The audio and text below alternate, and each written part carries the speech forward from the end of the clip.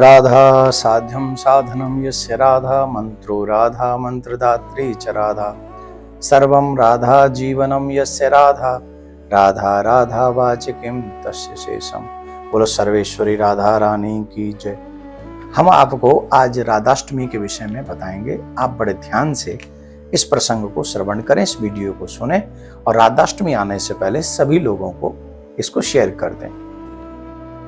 शौनकादिक ऋषियों ने एक बार सूत जी महाराज से एक प्रश्न किया कि संसार के घोर से घोर पापी व्यक्ति का कल्याण कौन से व्रत के करने से हो जाता है। तो सूत जी महाराज कहते हैं, जो प्रश्न आप कर रहे हो यही प्रश्न एक बार देवर्षि नारद ने ब्रह्मा जी से किया था। और ब्रह्मा जी ने कहा था, हे नारद, जो मनुष्य राधाष्टमी का व्रत करता है, जो शुक्ल पक्ष भादों के महीने में शुक्ल पक्ष की अष्टमी आती है, जिसे हम राधाष्टमी के नाम से जानते हैं, जो मनुष्य इस व्रत को करता है वो बड़े से बड़े पाप का नाश कर लेता है। आप जानते हैं इसका महत्व क्या है?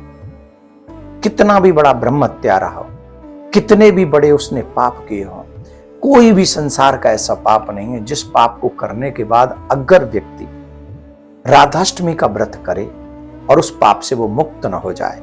इसमें एक प्रश्न ये और जोड़ा था कि जो चाहते हैं कि नित्य निवास गोलोक मिले, जो व्यक्ति संसार में मनुष्य बनकर आए हैं और वो चाहते हैं कि मरने के बाद दोबारा वापस इस पृथ्वी पर ना आया जाए, ऐसा कोई उपाय बताइए। तो ब्रह्मा जी ने कहा, हे नारद, ऐसे मनुष्य को जो गोलोक धाम की प्राप्ति चाहते हैं उन्हें राधाष्टमी का व्रत अवश्य करना चाहिए। राधाष्टमी का व्रत करने से युगल सरकार प्रसन्न होते हैं, प्रिया प्रीतम प्रसन्न होते हैं और उसके एक पीढ़ी नहीं अनंत पीढ़ियां मतलब कई पीढ़ियां तर जाती हैं। कई एकादशियों का फल राधाष्टमी के व्रत के फल में उसकी बराबरी नहीं कर सकता एक राधाष्टमी का व्रत। तो वो जो राधाष्टमी का व्रत है उसके विषय में एक कहानी भी आती है, कथा भी आती है कि एक लीलावती नाम की स्त्री थी, बड़ी सुंदर थी। सुंदरता के कारण उससे अनेक पाप बन गए थे और पाप बनने के कारण वो स्त्री जब एक दिन नगर के बाहर गई तो वहां को संत महात्मा ऋषि मुनि राधाष्टमी का व्रत कर रहे थे। तो उन्होंने पूछ लिया, तो उन्होंने बता दिया। तो जब वो बताया तो बड़े बड़े पाप जब बताया कि इस व्रत से नष्ट हो जाते हैं, तो उस दिन उसने कुछ खाया नहीं था। आते समय उसको सर्प ने डस लिया।